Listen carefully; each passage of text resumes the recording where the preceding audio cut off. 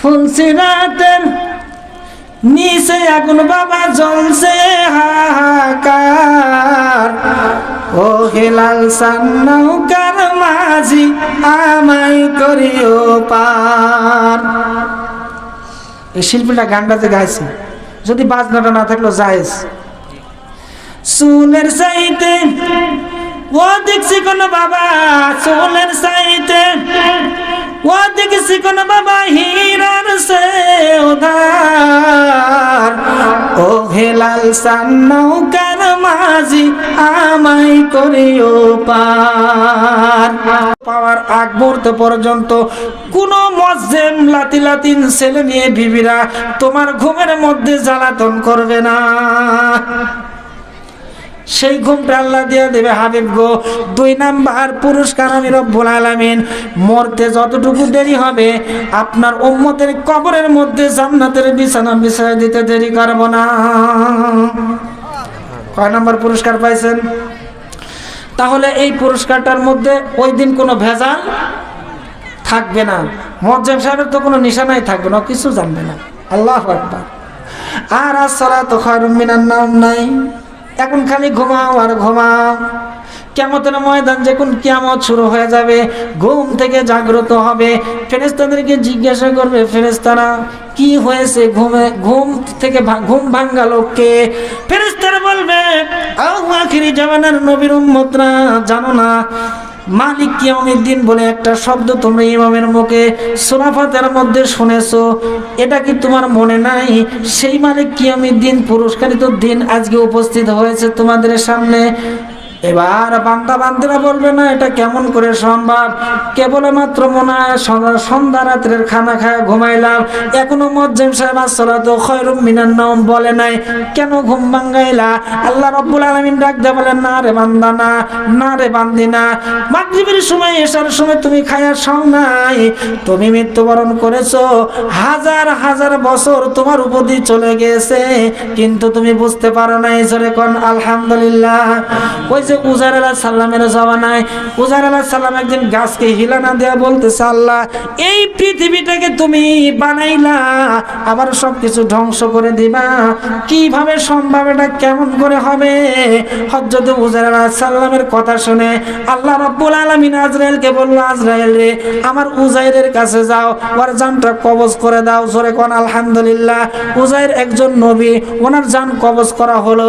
কবজ করার পরে ওনার সঙ্গে একটা ঘোড়া ছিল, কিছু খাবার ছিল, এই খাবারগুলিকে আল্লাহ রাব্বুল আলামিন বললেন বাতাসের দ্বারা একটু বালু খনন করো, বালুর ভিতরে খাবারগুলি ঢুকায়া দাও এবং বালু দিয়ে এই খাবারগুলি চাপ দিয়ে রেখে দাও। এবার উজাইর আলাইহিস সালামের জান কবজ হয়ে গেল। আর উজাইর আলাইহিস সালাম ঘুমাইতেছিল, এই টাইমে ঘুমাচ্ছে, হঠাৎ করে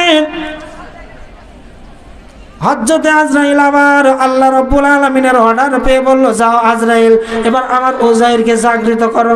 লম্বা কথা ছোট করে বলতেছি, আমার উজাইরকে জাগরিত করো, জাগ্রত করো।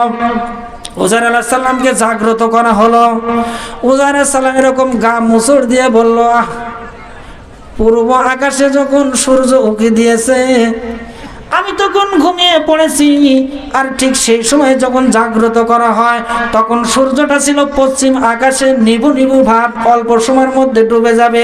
উজাইর আলাইহিস সালাম ভাবলো আমি সকাল থেকে বিকাল পর্যন্ত ঘুমিয়েছি। জোরে কোন আলহামদুলিল্লাহ।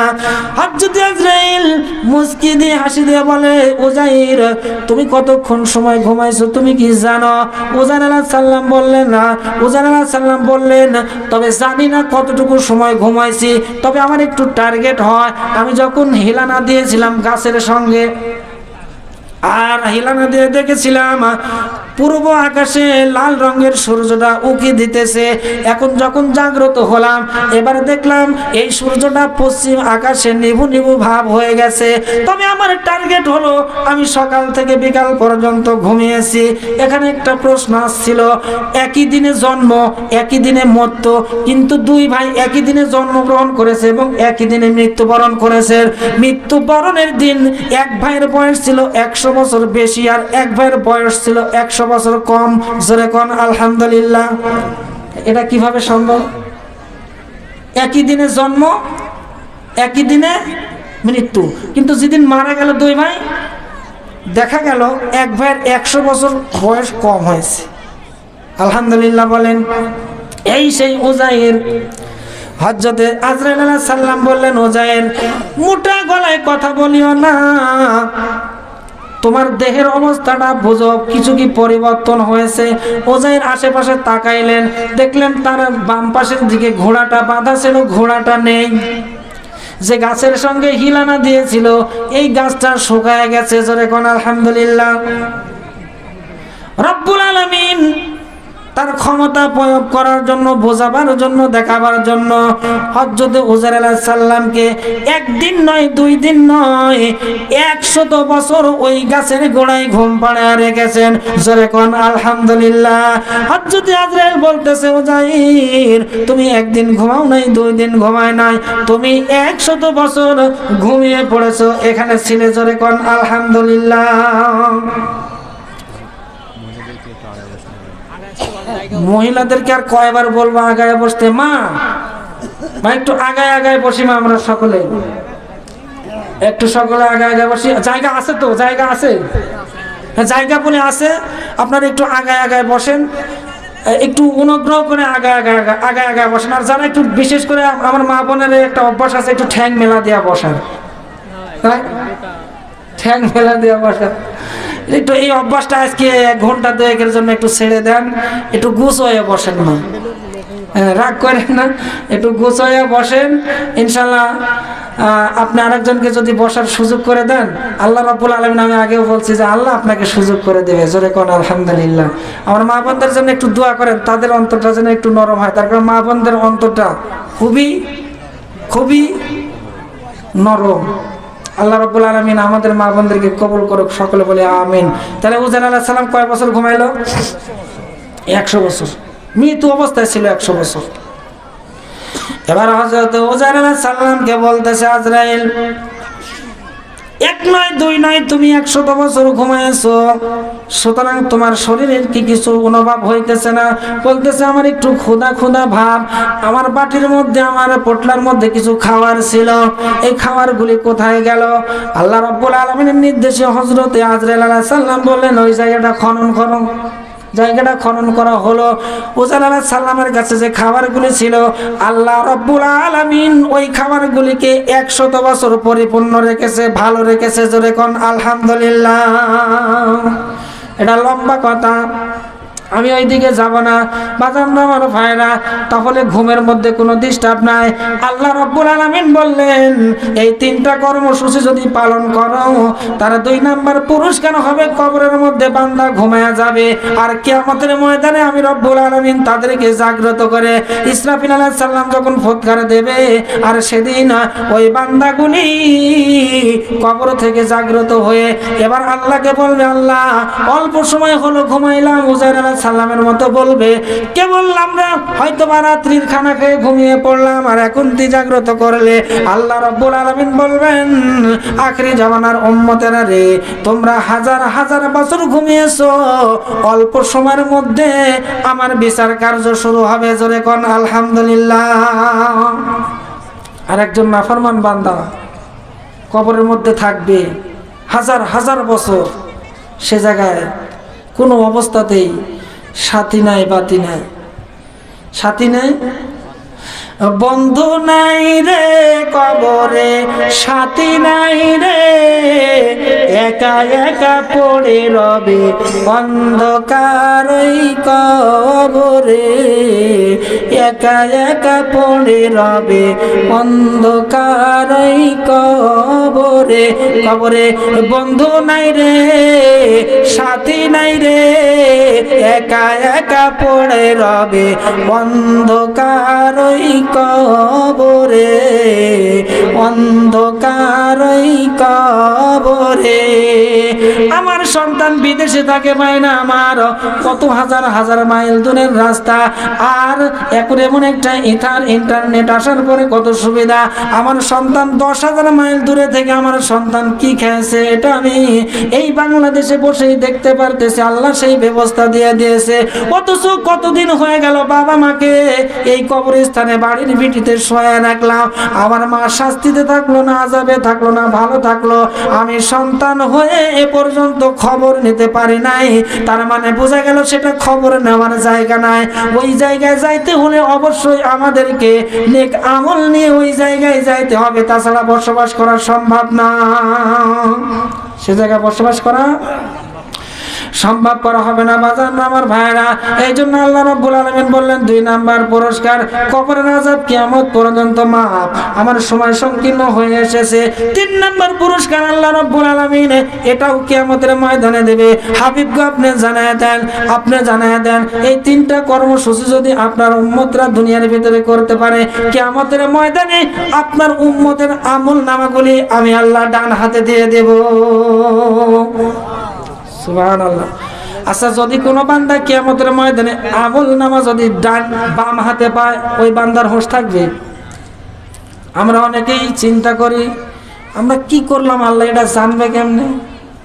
আছে না এরকম? আল্লাহ রাব্বুল আলামিন ব্যবস্থা রাখেছে না রাখে নাই? কিরামান কাতিবিনা ইয়ালামুনা মা তাফআলুন।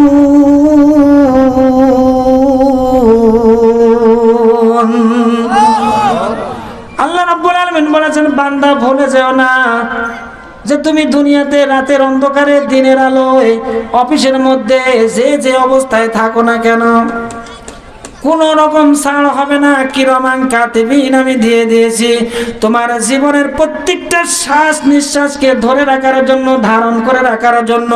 এই যে ভিডিও ধারণ হচ্ছে, আজকে ওয়াজগুলি ভিডিওতে ধারণ হচ্ছে, এটা গোটা পৃথিবী ছড়িয়ে যাবে।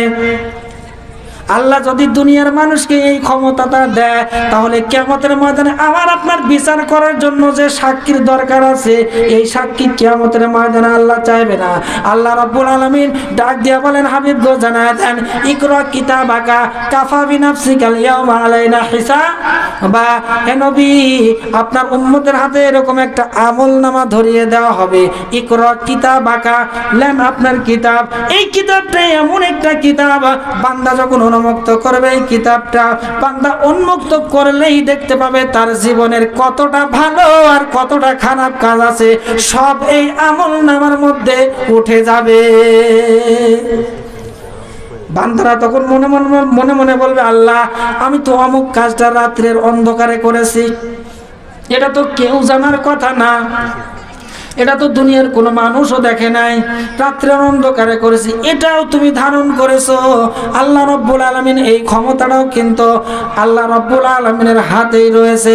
এই জন্য কিয়ামতের ময়দানে যখন কিতাবটা আমরা পেয়ে যাব, এই কিতাবের মধ্যে এমন কিছু বিষয় থাকবে, বিশাল বড় একটা নেকি। এই নেকিটা কখন করেছি এই কথাটা আমাদের স্মরণ থাকবে না। আমরা ডাক দেয়া বলবো, ফেরেশতারা রে ভাই, এই নেকি যে আমরা করেছি দুনিয়াতে, এরকম তো আমার মনে পড়ে না।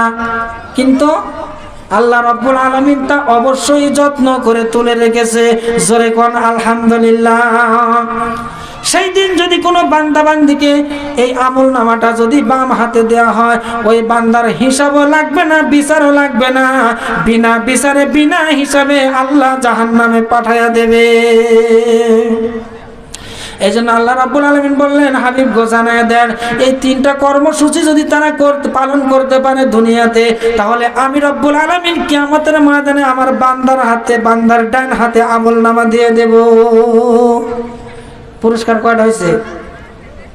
কয়টা হয়েছে মনে আছে তো? আজ পুরস্কার কয়টা হয়েছে? এই কয়টা গেল?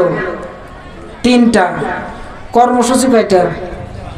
পুরস্কার কয়টা গেছে? কয়টা?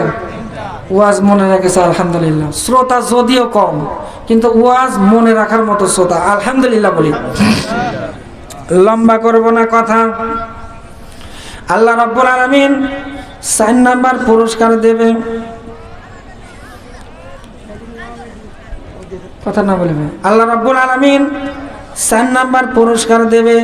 হে নবী, আপনার উম্মতরা যদি এই 3টা কর্মসূচি পালন করে দুনিয়াতে, তাহলে আমি রব্বুল আলামিন আপনার উম্মতের কাছে কিয়ামতের ময়দানে বিচারও চাইব না, হিসাবও চাইব না। বিনা হিসাবে বিনা বিচারে আমি রব্বুল আলামিন জান্নাত দিয়ে দেব। পুরস্কার নাম্বার 4, বিনা হিসাবে আমরা জান্নাত পেয়ে যাব। কর্মসূচি কয়টা মনে থাকবে তো? ওয়ারকাউ ওয়াসজুদু ওয়াবুদু, এই 3টা কর্মসূচি। এবার আল্লাহ রাব্বুল আলামিন 5 নাম্বার পুরস্কার দিবে, সেটাও কিন্তু একটা কঠিনতর একটা জায়গা। আমরা সকলের নাম শুনেছি কিয়ামতের ময়দানে ফুলসিরাত বলে একটা জায়গা আছে না নাই? ফুলসিরাতের নিচে আগুন বাবা জ্বলছে হাহাকার, ও হেলাল সান্নাউকার মাঝি আমায় করিও পার। এই শিল্পীটা গানটা যে গাইছে, যদি বাজনাটা না থাকলো জায়েজ। চুলের চাইতে ও দেখছি কোন বাবা, চুলের চাইতে ও দেখছি কোন বাবা হীরার সে উধার, ও হেলাল সান্নাউকার মাঝি আমায় করিও পার। এরকম একটা জায়গা কিন্তু কিয়ামতের ময়দানে আছে ভাইরা আমার। এই জায়গাটার নাম হলো ফুলসিরাত। 30,000 বছরের রাস্তা এই রাস্তাটা, এই ফুলসিরাতটা। জোরে কোন আলহামদুলিল্লাহ। কয় হাজার বছরের রাস্তা? আপনি বনপাড়া থেকে টিকিট করেন তো একটা ভিআইপি গাড়ি চিটাগাং যাতে কয় টাকা লাগবে? সর্বনিম্ন 1200। তাহলে এই বনপাড়া থেকে চিটাগাং সর্বনিম্ন 1200, রাস্তা হলো 600 কিলো, যাতে সময় লাগবে 1.5 দিন, তার চাইতে কম 10-12 ঘন্টা। তারপরে কারো মাজা লেগে যাবে, সিট ভাঙে দেয়, হেলা না দেয়, আবার কেউ ঘুমায়। টাইম কতটা যাচ্ছে? সরু রাস্তা দিয়ে এসি আছে, সময় সময় আবার ওই গাড়ির মধ্যে কার যারা ভিআইপি গাড়িতে চড়ে এর আবার এই গাড়ির মধ্যে কিন্তু নাস্তারও ব্যবস্থা আছে। তাহলে 12 ঘন্টার মধ্যে আপনি এত ক্লান্ত হয়ে গেলেন, টায়ার্ড হয়ে গেলেন। আর ফুলসিরাতের যে রাস্তাটা হবে 30,000 বছরের রাস্তা, এই রাস্তা পার হয়ে বান্দা বান্দির জান্নাতে যাওয়া লাগবে। কয় হাজার বছর? কিতাবের মধ্যে আসছে শুধু সরু রাস্তা না, আবার উষার রাস্তা না, মোটা রাস্তা না, দৈর্ঘ্য রাস্তা না, প্রস্থ হবে 30,000 বছর।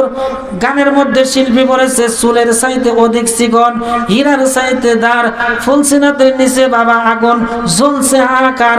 যখন বান্দা ওই রাস্তা পারাপার না হতে পারবে, ওই রাস্তা যাইতে না পারবে, এই হীরার চাইতে দাঁড়ের উপরে পা দিতে যতক্ষণ দেরি হবে, এই পা কেটে জাহান্নামের মধ্যে পড়তে বান্দা বান্দির দেরি হবে না,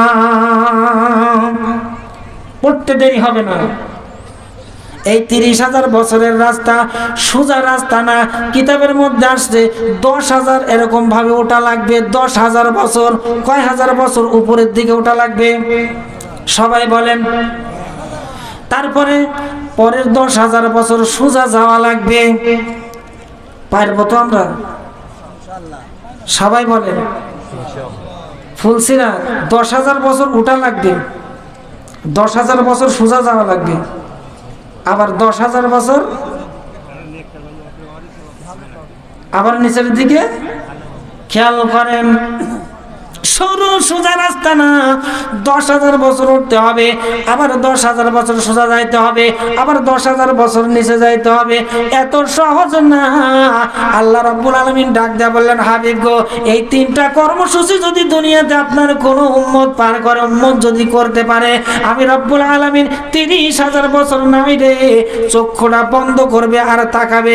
এর মাঝে যতটা সময় অতিবাহিত হবে তার চাইতে 70 গুণ আগে আমি রব্বুল আলামিন পার করে দেব।